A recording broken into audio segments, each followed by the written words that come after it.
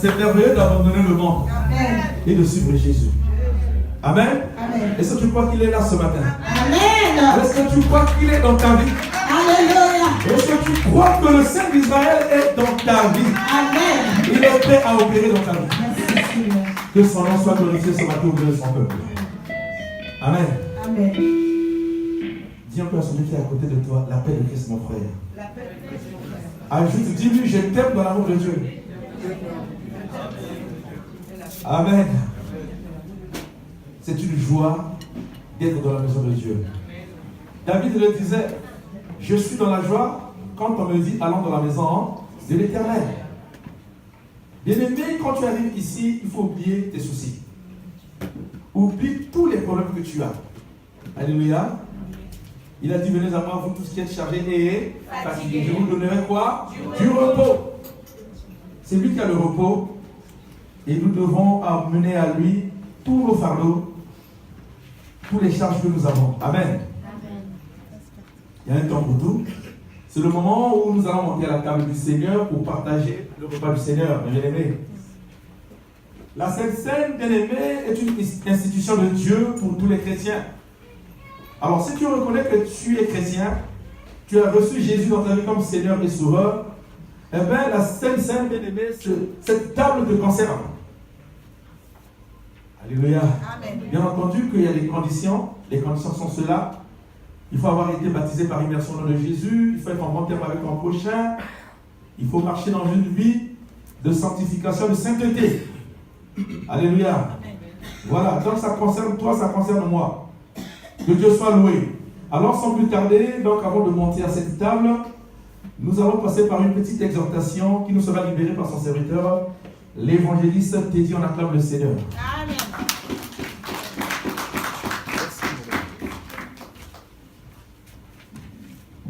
Alléluia. Amen. Je disais Alléluia. Amen. Alléluia. Amen.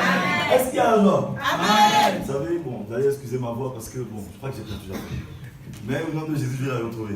Ce n'est pas ma voix que vous devez regarder. Vous devez regarder à ce qu'on m'a dit. Alléluia. Vous savez, le stupide, c'est celui-là, lorsque tu lui montres la lune. Regarde la lune, l'autre regarde la lune, regarde ton doigt.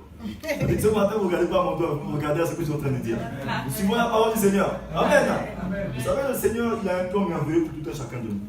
Ce n'est pas un hasard si tu t'es retrouvé ici ce matin. Hasard, c'est un mot qui a existé dans la parole du Seigneur, employé que par les païens. Nous, les enfants de Dieu, on ne dit pas hasard. Tout est organisé, tout est calculé. Amen. Dieu connaît tout, il voit tout, il sait tout. Amen. Si tu es là ce matin, c'est que Jésus a souffert à la porte. Jésus a payé un lot.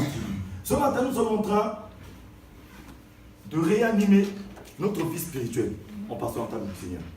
À chaque fois que nous nous réunissons, nous devons toujours mettre en mémoire Jésus-Christ. C'est pourquoi même Colossiens 2, verset 16 nous dit qu'à chaque fois que nous nous réunissons, nous devons nous conseiller par des psaumes, par des hymnes, à chaque fois rien que pour la gloire de Dieu.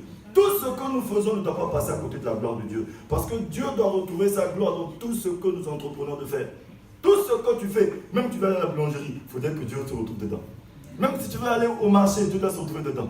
Dans tes études, Dieu doit te retrouver dedans. Dans tout ce que tu fais, dans toutes tes relations, Dieu doit se retrouver dedans. Amen. C'est pourquoi il nous conduit ce matin à nous exhorter avant de passer à sa table. Amen. Il dit bonjour à tout le monde une fois de plus. Amen. Amen. Je crois qu'il y a de nouveaux visages. Amen. Amen. Vous êtes tous les enfants de Dieu. Amen. Dieu vous aime tous. Amen. Il est fâché contre personne. Amen. Alléluia. Faites-moi ainsi de la même partout où vous vous trouvez. Amen. Alléluia. Amen. Nous allons nous exhorter ce matin. Le thème de notre exhortation, c'est notre responsabilité. Alléluia. Amen. Notre responsabilité. Avant de passer à la table du Seigneur, nous devons nous exhorter. Et ce matin, le Saint-Esprit m'a conduit à ce que nous puissions parler de la responsabilité. Vous savez que Dieu n'engendre que les responsables. Nous sommes tous des responsables. Si dans le jardin d'Éden, Dieu a dit à l'homme, lui a donné deux recommandations. Il lui a dit, tu vas assujettir la terre, tu vas marcher sur les herbes des champs, tu vas faire tout ce que tu as à faire et tu dois vivre heureux. Ça veut dire que vivre heureux, c'est une responsabilité que Dieu nous a donnée. Et aussi, fuir le péché, c'est aussi une responsabilité que Dieu nous a donnée. Dieu n'engendre que des personnes responsables. C'est pourquoi il dit même dans sa parole, la femme sage bâtit sa maison. C'est une responsabilité pour la femme. Il a dit, enfants, jeunes gens, que personne ne méprise ta jeunesse. Ça veut dire que c'est une responsabilité qui a donné même à l'enfant. Tout le monde a une responsabilité. Vous savez, Dieu n'engendre que des personnes responsables. Nous sommes responsables de la parole du Seigneur. C'est pourquoi ce matin, j'invite tout un chacun de nous à se tenir debout. Partout où tu te trouves, tu te debout. Tiens-toi debout ce matin. Nous allons honorer la parole du Seigneur. Comme à la montagne, nous tenons debout. Normalement, vous savez, le dimanche, lorsque nous venons à l'église, normalement, c'est parce que nous avons confiné ça dans une pièce, dans une maison, les gens sont bien assis, agréablement, et puis bon, c'est pourquoi on vient s'asseoir confortablement. Normalement, on devait se tenir debout, on fait le culte debout jusqu'à la fin. Alléluia. Un vrai culte des enfants de Dieu, c'est là qui cherchent le Seigneur, qui adorent leur Dieu, ils font le culte debout. Même si c'est 4 heures, 5 heures de temps, on est debout, on finit le culte, on rentre chez nous. Alléluia. Est-ce que qui est prêt pour ce challenge? C'est un challenge où on lève toutes les chaises qui sont ici, on te tient debout, on fait le culte. Tu peux rentrer à la maison sans t'asseoir. Même si tu es malade, tu vas être guéri ce matin. Même si tu avais la goutte, ça va partir. Tu es debout. Amen. Jésus est vivant. Prenons la parole du Seigneur dans 1 Corinthiens 11, verset 23. 1 Corinthiens 11, verset 23.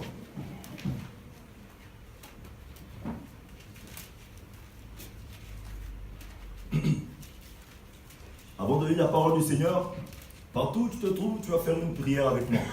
Nous allons prier. Alléluia. Tout ce que nous faisons, nous devons le faire sous le contrôle du Saint-Esprit de Dieu. Rien ne se passe sans le Saint-Esprit. Même pendant la grossesse de Jésus-Christ, le chef d'orchestre, c'est le Saint-Esprit de Dieu. Parce qu'on a dit, le Saint-Esprit est passé par là. Il a mis le Saint-Enfant dans le ventre de Marie. C'est le Saint-Esprit qui est passé par là.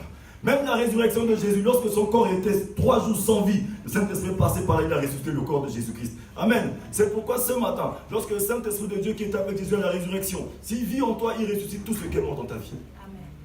Amen. Amen. La résurrection, la régénération, c'est que par le Saint-Esprit. Ferme les yeux et prie avec moi. Parle à ton Dieu, dis je veux écouter quelque chose. Mets une direction dans mon cœur au travers de ce message. Parce que le Seigneur veut toujours parler à son peuple. Il veut toujours nous conduire. Il veut toujours nous guider. Nous allons prier. Oui, éternel Père très saint, ce matin, Seigneur, nous voulons nous approcher de ta parole. Mais nous voulons que tu nous permettes de nous en approcher. Dieu de gloire, c'est toi la parole. Tu ne parles que par la parole. Car ton langage avec nous, c'est la parole. Cette parole est ton Fils unique, Jésus-Christ. Ce matin, Seigneur, tu veux que tu nous parles de la connaissance de la vérité qui est ton Fils. Nous voici, Seigneur, disponibles. Utilise-moi, Seigneur, je me souviens qu'il y a un instrument que tu as utilisé pour parler. Même moi, je m'entends parler quand je parle, Seigneur. Mais nous sommes pas sous ton autorité. Esprit de Jésus-Christ, emmène le règne de Dieu dans tous les cœurs. Que Jésus grandisse dans ce lieu. Que sa gloire soit partout dans tous les cœurs. Nous t'avons ainsi prié ce matin. Au nom de Jésus. Amen. Amen. Amen. Jacques Enfant va nous lire 1 Corinthiens 11, 23 à 27.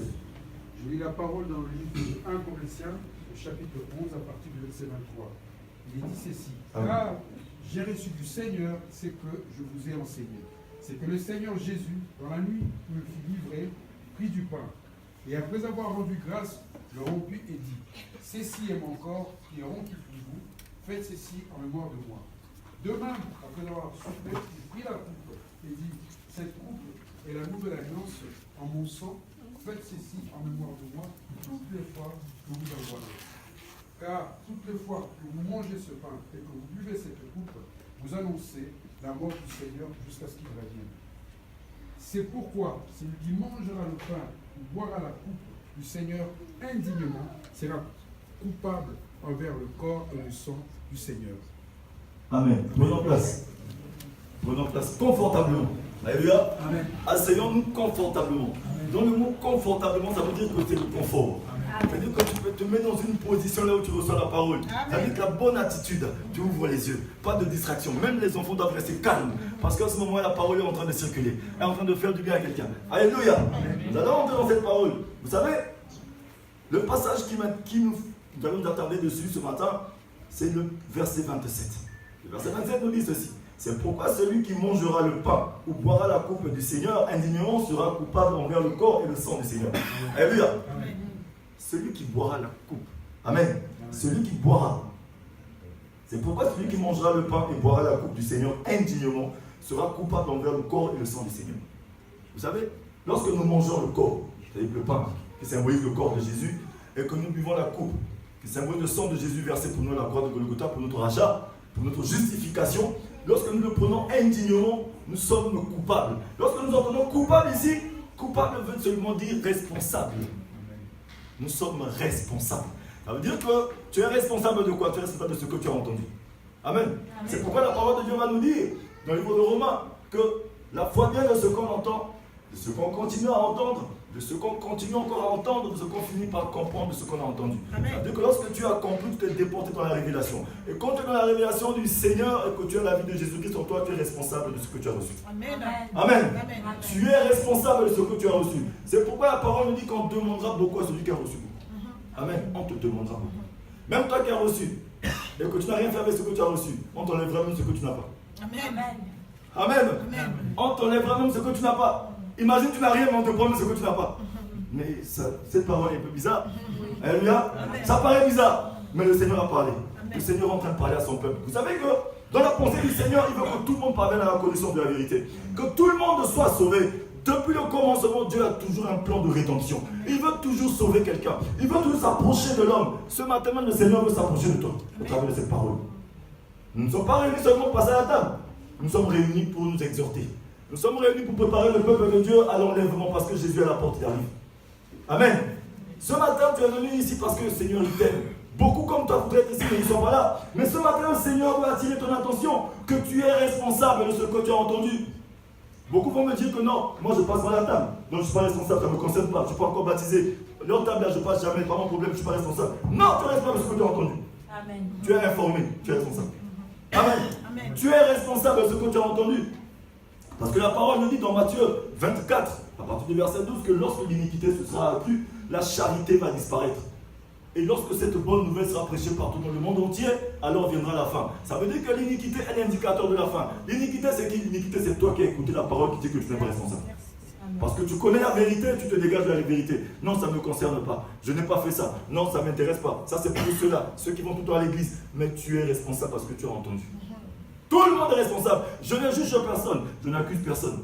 Le Seigneur m'a mis ici, par exemple. Moi aussi, je m'entends parler, comme l'apôtre Paul le dit. Il a dit, je traite durement mon corps, je me tiens assujetti pour ne pas que ce que moi je vous enseigne, à la fin, je passe pas à côté. Parce qu'aujourd'hui, si moi je suis en train de prêcher la parole et que je fasse autre chose, lorsque Jésus viendra dire, je ne te connais pas. Amen. Même si j'ai craché le feu ici, même si j'ai guéri les malades ici au nom de Jésus, même si j'ai fait quoi que ce soit, lorsque je n'ai pas fait ce que la parole me demande, Jésus va dire, je ne te connais pas. Sors de moi. Amen. Amen. Donc vous savez, ce matin, le Seigneur veut exhorter quelqu'un. Il veut te parler à toi. Parce que vous savez, la Sainte Seine, alléluia. La Sainte Seine, lorsque nous passons la Sainte Seine, c'est toujours mettre en tête, garder en nous, que la Sainte Seine exprime avant tout l'amour de Jésus-Christ pour nous. Ça exprime l'amour que Jésus avait pour nous. Son amour, il est venu à la croix. Jésus, depuis le commencement, il savait qu'il devait mourir à la croix. Parce que lui, il fait partie de la création. Nous, on fait partie de la création. Dieu nous a créés. Jésus n'a pas été créé. Jésus est co-créateur avec son Père. Amen. Tout a été créé par lui, en lui et avec lui. Donc lui-même, au commencement, lorsque Dieu a créé le monde, Jésus savait qu'il devait venir pour toi. Il savait qu'il devait venir. C'est comme un soldat qui va faire des entraînements, qui va faire une formation pendant des mois, des semaines. Un légionnaire, il se forme, il fait tout ce qu'il a à faire. Il sait qu'un jour, il ira au combat. Amen. Et il sait qu'aller au combat, peut-être qu'il ne reviendra pas. Mais il y va quand même. Donc Jésus-Christ est venu, il savait qu'il allait mourir et ressusciter. Parce que tant qu'il n'y a pas de mort, il n'y a pas de résurrection. Il a fallu que Jésus meure, que son corps soit flagellé, que le sang jaillisse de lui, l'eau sorte de lui, pour qu'aujourd'hui toi et moi nous puissions avoir la vie. Le châtiment que devait tomber sur toi est tombé sur lui. La honte que tu devrais avoir est tombée sur lui. Aujourd'hui, toi, tu n'as rien à faire. Tu n'as juste à reconnaître ton état de péché, de revenir à Jésus, afin que tu puisses avoir la vie éternelle. Amen. La vie que tu mènes n'est rien. Il y a une autre vie après cette vie-là. C'est ton éternité. Ton éternité appartient à Dieu. Où passera-tu ton éternité? Ce matin, j'exhorte quelqu'un. Où passera notre éternité? Ce n'est pas ton argent qui t'a sauvé. L'argent n'a pas le prix de quelqu'un. Alléluia. On a vu les grands hommes de Dieu, les grands hommes de Dieu, les grands hommes de ce monde, les grands hommes de ce monde surtout, ceux qui ont beaucoup d'argent. Lorsqu'ils meurent, est-ce qu'ils partent avec leur argent? Ils partent avec rien du tout. Est-ce que les gens qui ont eu beaucoup de diplômes, ceux qui ont écrit même les diplômes, est-ce qu'ils sont partis avec? Tout est resté ici. Alléluia. Ceux qui ont acheté beaucoup de villas, les grands trucs dans ce monde, est-ce qu'on a attaché de rien encore bien? Ils sont partis seuls. Alléluia. Juste peut-être 2 mètres sur 6 mètres, je ne sais pas en profondeur, et toi les amis là-dedans. Alléluia. Mais ce matin, je vais exhorter quelqu'un à revoir ton identité en Christ. J'exhorte quelqu'un ce matin à revoir sa vie en Jésus-Christ. J'exhorte quelqu'un à revoir sa vie même de pardon. Peut-être que depuis que tu vis, tu ne pardonnes jamais. Moi, je ne pardonne jamais, ça n'existe pas. Il m'a fait trop mal. Ce matin, le Seigneur veut que tu ressembles à Jésus. Jésus a pardonné. Pendant qu'on le flagellait, pendant qu'on le chicotait, il était encore là quand il a dit, Père, pardonne-leur, ils ne savent pas ce qu'ils ont fait. Amen. Amen. La parole de Dieu dit, sans la sanctification, il ne verra Dieu. Alléluia. La sanctification, c'est lorsque tu es en paix avec toi-même. L'état de sanctification, c'est ça. Tant que tu n'es pas en paix avec toi-même, ta conscience est en train de te reprocher beaucoup de choses, tu es en train de vivre en dehors de la parole de Dieu. Alléluia. Ce matin, je suis en train de parler à quelqu'un, nous allons passer à la table du Seigneur. Les conditions pour passer à la table du Seigneur, pour prendre la Sainte Seine, c'est d'être baptisé par immersion au nom de Jésus. Si tu n'es pas encore baptisé, c'est pas grave. Tu peux passer toujours voir le pasteur bienvenu qui est assis ici. On va prendre ton nom, il y aura des enseignements de baptême pour que tu sois baptisé. Ou peut-être que tu n'es pas sûr de ton baptême, tu es mal baptisé. On peut toujours refaire ton baptême. Dans notre église, on baptise même les gens qui ne sont pas de notre église. Parce que le Seigneur t'a donné ce mandat. Alléluia. Et si tu as des soucis avec ton frère, la parole dit, avant d'élever ton sacrifice à Dieu, pose ton sacrifice à régler ton problème d'abord. Et viens maintenant présenter le sacrifice au Seigneur. Ça veut dire que s'il y a quelque chose dans ton cœur, libère ton cœur à Dieu. Le Seigneur a besoin de toi. Il va te pardonner pour te faire du bien. Ceux qui sont prêts vont se tenir debout, s'examiner avant de passer à la table du Seigneur. Alléluia. Soyez bénis.